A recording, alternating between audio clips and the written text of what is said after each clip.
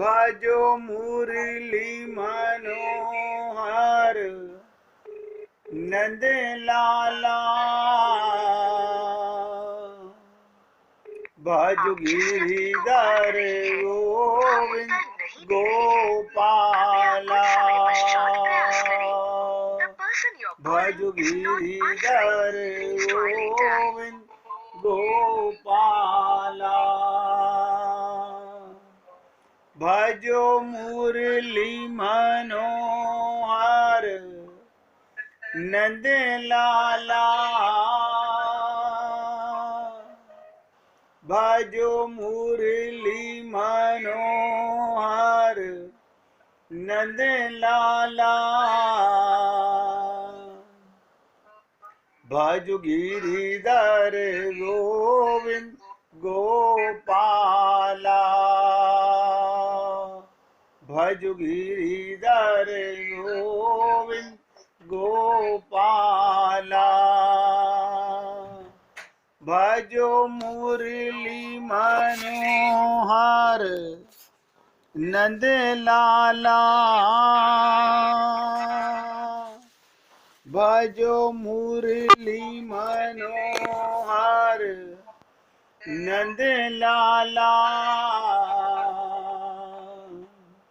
भजो गिरिधर गोविंद गोपाला, भजो गिरिधर गोविंद गोपाला। बोलिए वृंदावन बिहारी लाल की जय। जय जय श्री राधे, जय जय श्री राधे। सभी भक्तों से निवेदन, बहुत एकाग्रचित होकर शांत भाव से सत्संग का एक एक शब्द हृदयंगम करने का भरसक प्रयत्न कीजिए। आपके साथ जब ये नैव ग्रंथ नार्थ पंचक हमने शुरू किया तो सबसे पहले चर्चा चली कि पंच रहस्यों में अर्थ पंचक क्या है। उसमें 5 चीज़ें हमने आपसे चर्चा की कि मैं कौन हूँ, परमात्मा कौन है, भगवान को प्राप्त करने का उपाय क्या है, मुझे क्या करना चाहिए, क्या और कौन भगवान की प्राप्ति हमें नहीं होने दे रहा। ये 5 चीज़ें हमने आपके साथ अर्थ पंचक में की। उसके उपरांत हम दूसरे ग्रंथ की ओर बढ़े जिसमें था प्रपन्न परित्राण। प्रपन्न परित्राण का मतलब था मेरा बंधु कौन है, मेरा स्वामी कौन है, मेरा मालिक कौन है। इसके बाद अभी 4-5 दिनों से चर्चा चली तीसरे ग्रंथ पर परमेय शेखर, उच्चतम जीवन का लक्ष्य क्या होना चाहिए। ये 3 ग्रंथों पर मैं आपके साथ चर्चा कर चुका हूं। आज चौथा ग्रंथ, बहुत ध्यान से एकाग्रचित होकर सुनिएगा। नवरत्न माला, 9 चीजें आपको बताई जाएंगी कि संसार में हमें कैसे रहना चाहिए। सब रहते हैं संसार में, क्या हमें ये पता नहीं होना चाहिए कि हमको संसार में कैसे रहना चाहिए। तो 9 प्रकार की बातों की हम चर्चा करेंगे आपके साथ में कि नवरत्न माला में संसार में कमल पत्र के सदृश रहते हुए, कमल पत्र का मतलब जैसे कमल के पत्ते पर जल रहता है, लेकिन कमल का पत्र जल से लिप्त नहीं होता। एक एक शब्द ध्यान दीजिएगा। आप और हम लोग संसार को छोड़कर कहीं जा नहीं सकते, संसार को छोड़कर कहीं नहीं जा सकते। लेकिन हमारी गलती क्या है हम संसार में लिप्त हो गए हैं। 9 प्रकार की चर्चा मैं आपके साथ करने वाला हूँ और आप सभी भक्तों से निवेदन कर रहा हूँ कि हे पुण्य आत्माओं, भगवान की कृपा के पात्र हो, आप अपने आप पर ये जानने का प्रयत्न करें कि वो कौन सी 9 चीज़ें हैं, कौन से 9 तरीके हैं कि हमें संसार में ही रहना है लेकिन लिप्त नहीं होना, परिवार में रहना है लिप्त नहीं होना। उसके लिए सबसे पहले उदाहरण दिया गया कमल के पत्र का, कि कमल जल में ही पैदा होता है लेकिन जल में लिप्त नहीं होता। आप और हम लोग संसार में ही रहते हैं, बस हमारी कमी है, हम लिप्त हो जाते हैं। कोई बात नहीं, ऐसा होता है। जब तक हमें ज्ञान नहीं है ऐसा होता ही है, लेकिन अब हमारा प्रयत्न होना चाहिए कि जो बातें हम आपके साथ चर्चा कर रहे हैं उनको जीवन में कैसे उतारा जाए। और मैं उम्मीद करता हूँ प्रत्येक पुण्य आत्मा सुनेगा, सुनने के बाद उसका चिंतन जरूर करेगा। जैसे डॉक्टर से दवाई लाने के बाद दवाई का सेवन करते हैं, बिल्कुल इसी प्रकार से हमको सुने हुए शब्दों का जब तक चिंतन नहीं करेंगे, मनन नहीं करेंगे, अपने आप में सुधार नहीं होने वाला। देखिए, भगवान श्री कृष्ण तो एक बात कह चुके, माम एकम शरणम ब्रज, जो मेरी ही शरण में आएगा उसका मैं कल्याण करूंगा। अब हम लोग नहीं समझ सके कि परिवार में लाए हैं, संसार में लाए हैं, सबके साथ सबका काम करना है, लेकिन शरणागति भगवान की करनी है। कठिन नहीं है, लेकिन हम लोगों के लिए कठिन बन गया। कारण क्या था? कारण क्या था? हम सदा से संसार में, इस जन्म में नहीं, हर जन्म में हम संसार में लिप्त रहे। परिवार को ही अपना माना, अपने आप को भी शरीर माना। और मेरे को तो कई बार ये बताने में अतिशयोक्ति बता रहा हूं, हम अभी भी अपने आप को शरीर ही मानते हैं। विचित्रता देखिए, संसार में लिप्त होने का सबसे बड़ा कारण है हम अपने को शरीर मानते हैं और संसार का अंश मानते हैं। इतना सब सत्संग सुनने के बाद भी अभी हमारे विवेक ये नहीं जागा कि मैं आत्मा हूं। आप और हम लोगों को तो इतना बड़ा परिचय भगवान की कृपा से मिला कि हम अब भगवान के अंश हैं। अब तो आपको इतना प्रसन्न रहना चाहिए, आनंद में रहना चाहिए, हर पल मस्ती में रहना चाहिए। क्यों? जब से ये मालूम पड़ा अमृत से पुत्रा, मैं मरने वाला नहीं हूं, मैं मरने वाला नहीं हूं, मैं अमृत से पुत्र हूं। आप कहेंगे फिर मरता क्या है? शरीर मरता है, शरीर का जन्म होता है, आत्मा का जन्म नहीं होता। मैंने कई बार आप लोगों से निवेदन किया, हे अजन्मा अमर आत्मा क्यों परेशान हो रहा है, ज्ञान से मन को संभालो, लक्ष्य को क्यों खो रहा है। कितना बड़ा परिचय रामचरितमानस के माध्यम से भी जानने का प्रयत्न किया। ईश्वर अंश जीव अविनाशी, चेतन अमल सहज सुख राशि। भैया, आप सब पुण्य आत्माओं से बार बार निवेदन करता हूं, मत धोखा दीजिए कि जीवो अपनी भूल सुधारो। आप देखिएगा, ये परहेज हमें करना है। डॉक्टर क्या करेगा, गुरु क्या करेगा, संत क्या करेगा, जब हम लिप्त होना बंद नहीं करेंगे। इसलिए आगे बढ़ने से पहले मैं बार बार आपसे यही बात बोलता हूं कि सुनना कब काम करेगा, जब हम उसके ऊपर अमल करेंगे। देखो, संसार में इतनी आसक्ति हो गई हमारी संसार में इतनी आसक्ति हो गई, जहां चप्पल जूते मिले हर एक से, जहां चप्पल जूते मिले हर एक से, तो भगवान के यहाँ तो आनंद है। अगर उधर चल पड़ेगा तो भगवान तो स्वार्थी हैं नहीं। कितनी बार आप लोगों को बताया गया कि संसार में सारे रिश्ते स्वार्थ के हैं और भगवान स्वार्थी हैं नहीं। वो तो देने वाले हैं और संसार लेने वाला है। भगवान देने वाले हैं और संसार लेने वाला है। जब लेने वाले स्वार्थी लोग हैं, हम इतनी मार खाकर के भी हमारे मन का अटैचमेंट हो रहा है।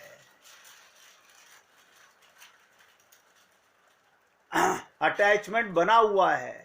अनंत संत महात्मा हमारे जीवन में आए, भगवान के अवतार भी आए, सबने समझाया, हमने सबके सामने सर भी हिलाया, उनके सामने हाँ हाँ समझ गए, लेकिन अटैचमेंट नहीं छोड़ रहे,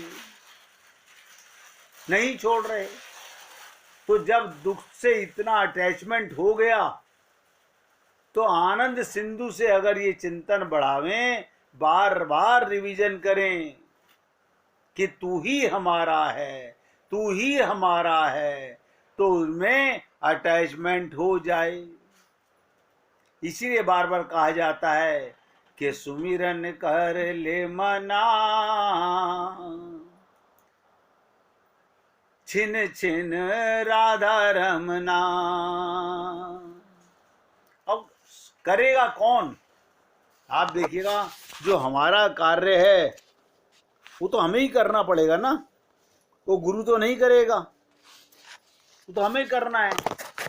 हमारा कार्य हमें ही करना है। एक बात आपको आगे बढ़ने से पहले बताना चाहता हूं। ये बात बहुत थोड़े लोग जानते हैं कि शिष्य तो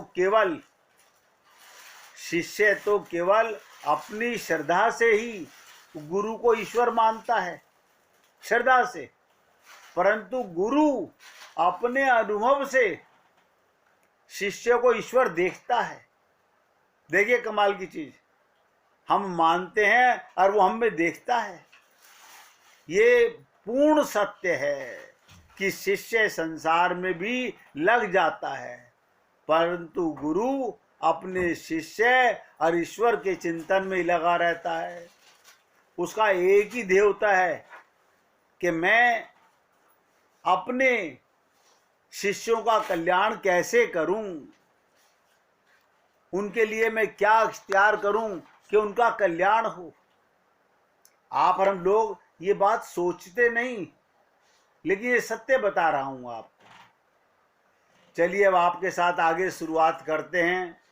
आज नवरत्नमाला में कमल पत्र के सदृश संसार में कैसे रहें, और मैं उम्मीद करता हूं आप सभी पुण्य आत्मा बहुत एकाग्रचित होकर सुनेंगे। इस नवरत्न माला में आचार्य लोग क्या कहते हैं, संत महात्मा क्या कहते हैं? जिज्ञासु। जिज्ञासु कौन? जो जानना चाहता है कि हमें संसार में कैसे रहना है। कितने शब्द कहे कि दुस्तर संसार से,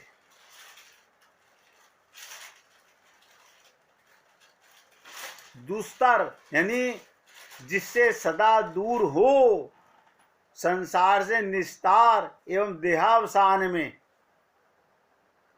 श्री वैकुंठ धाम पाने के लिए भगवान के चरणों में आत्मनिवेदन करने वाले शरणागत वैष्णव अपनी आत्मा और आत्मा स्वरूप विरोधी शरीर का, देखिएगा कितनी बड़ी विचित्र बात कही, आत्मा, अपनी आत्मा और आत्मा स्वरूप का विरोध करने वाला शरीर।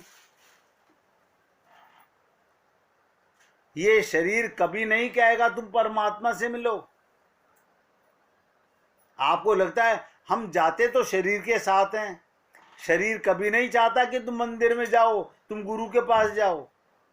शरीर तो सदा संसार का अंश है, संसार को ही चाहता है, संसार में ही पैदा होता है और संसार में ही मिट जाता है। और शरीर को कभी भगवान मिलते भी नहीं है। सीतारामाचार्य जी ने कहा, इस देह में हरि मिलत है।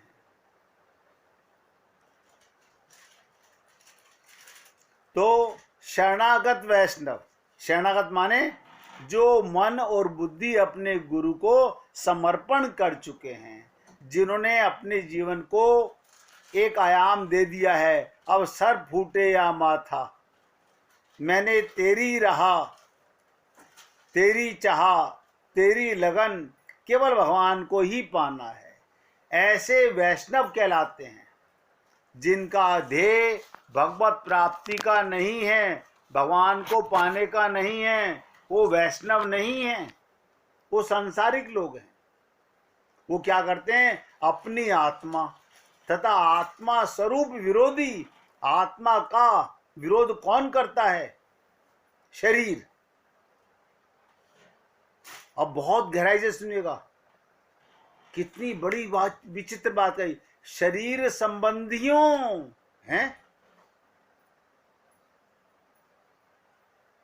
संत कहते हैं शरीर संबंधियों एवं संसारी मनुष्यों का, अन्य देवताओं का और वैष्णवों का और अपने आचार्यों का, गुरुओं का, जगन माता लक्ष्मी और सर्वेश्वर भगवान श्रीमन नारायण का किस प्रकार चिंतन करे, संसार को कैसे देखे। ध्यान दो, संसार को कैसे देखे, रिश्तों को कैसे देखे, अपने गुरु को कैसे देखे और भगवान को कैसे देखे। आप कहेंगे आंख तो एक है, अभी बता देता हूं। आप सब देखते हो, कैसे देखते हो आप बताइएगा। माता को वही आंख देखती है, उसमें भाव अलग होता है। पत्नी को देखती है, भाव अलग होता है। बहन को देखती है, भाव अलग होता है। पुत्री को देखती है, भाव अलग होता है। इसका मतलब आपको तो आता है सब कुछ, लेकिन हम गुरु और भगवान को उस आंख से नहीं देखना चाहते जो आत्मा की आंख है। आपको पता नहीं चलता, संसार के साथ हमें व्यवहार करना है और गुरु और परमात्मा के शरणागत होना है, उनका चिंतन करना है। इन सबको किस दृष्टि से देखें, ये बहुत गहरी चीजें हैं जो मैं आपके साथ 9 चर्चा करने जा रहा हूं। 9 प्रकार की चर्चा होगी, एक एक पर हमें बहुत गहराई से चिंतन करना होगा, ध्यान देना होगा कि इन सबको किस दृष्टि से देखें। क्या अलग अलग चश्मे लगाएं? क्या इनके लिए अलग अलग चश्मे बनवाएं? ना, वो दृष्टि।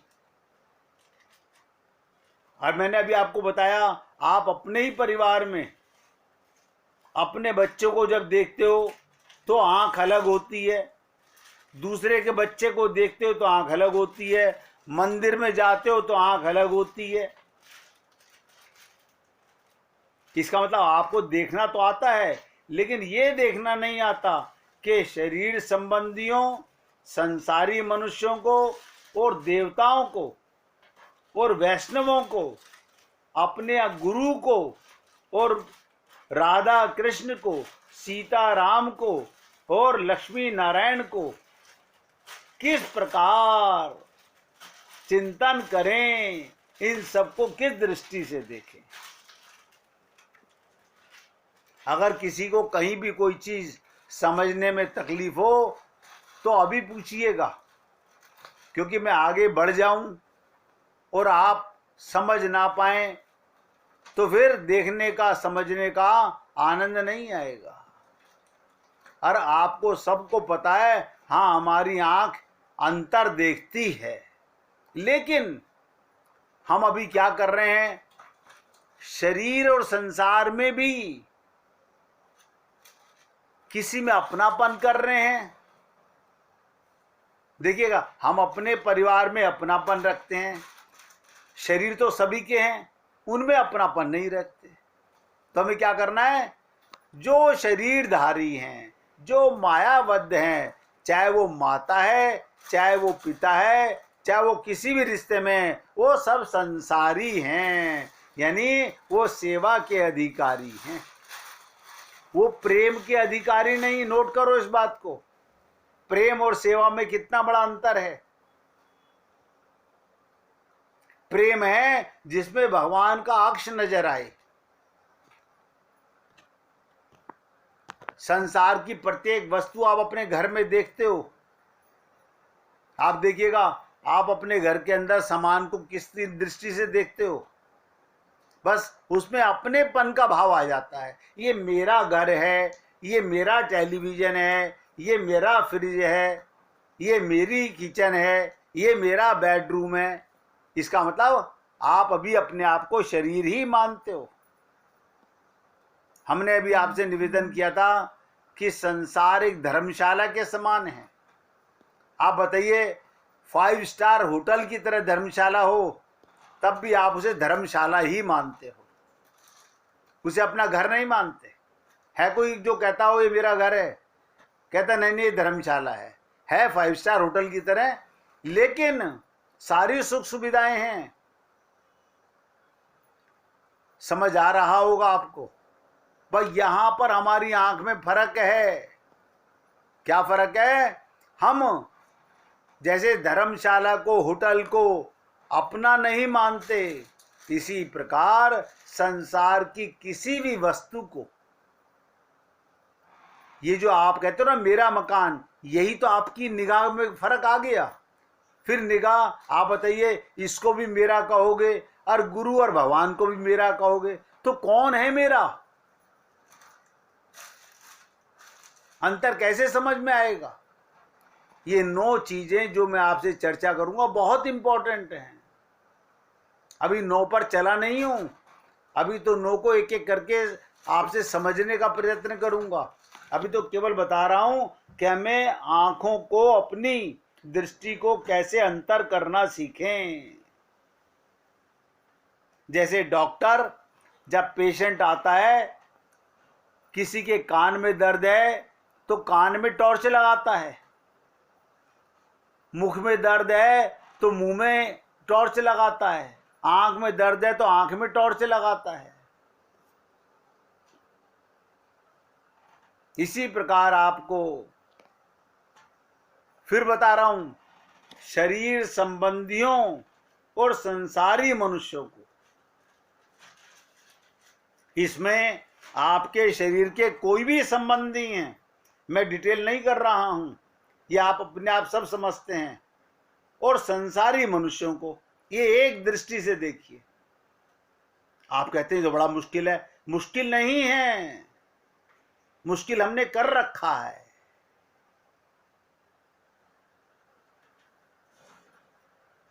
अन्य देवताओं को, ये देवता कौन है? आपके बहन भाई हैं सारे जो स्वर्ग लोक में बैठे हुए हैं, आप इनको भगवान मान के देखते हो। अब इनको देखो एक दृष्टि से। फिर वैष्णवों को देखिएगा, आपके परिवार में कोई भगवान का भक्त है, वो वैष्णव है, जो भगवान का प्रेमी है, जो भक्त है, आपके गुरु हैं और भगवान हैं, इनको एक दृष्टि से देखो। अब अंतर समझ में आ गया? एक दृष्टि से संसार को देखना है और एक दृष्टि से भक्तों को, जिन्हें वैष्णव कहा गया, और गुरु को और भगवान को देखना है। फिर इनका चिंतन भी अलग अलग करना है। इन सबको किस दृष्टि से देखें, ये मूल चीज थी।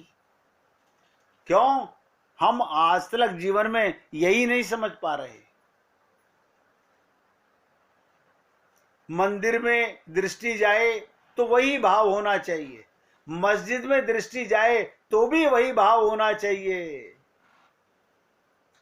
कुछ हमारे संसारी भाई खुदा को राम मानते हैं, परमात्मा मानते हैं। फर्क सिर्फ इतना है, हम मंदिर में भगवान को देखते हैं, वो मस्जिद में भगवान को देखते हैं। अंतर क्या है? आपकी दृष्टि में अंतर नहीं होना चाहिए। अब ये मत देखिएगा कि वो तो हमारे मंदिर में ऐसे नहीं देखते। हमें बदला नहीं करना है, कल्याण आपको अपना करना है। आपको अपनी दृष्टि में एक भाव लाना है, संसार और भगवान का परिवार। अब समझ में आ गया?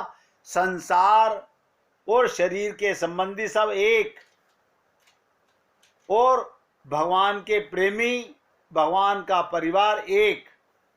अब केवल इतना सा अंतर करके हमें आगे बढ़ना चाहिए। 1 मिनट कीर्तन कीजिए, फिर आगे चलते हैं। श्री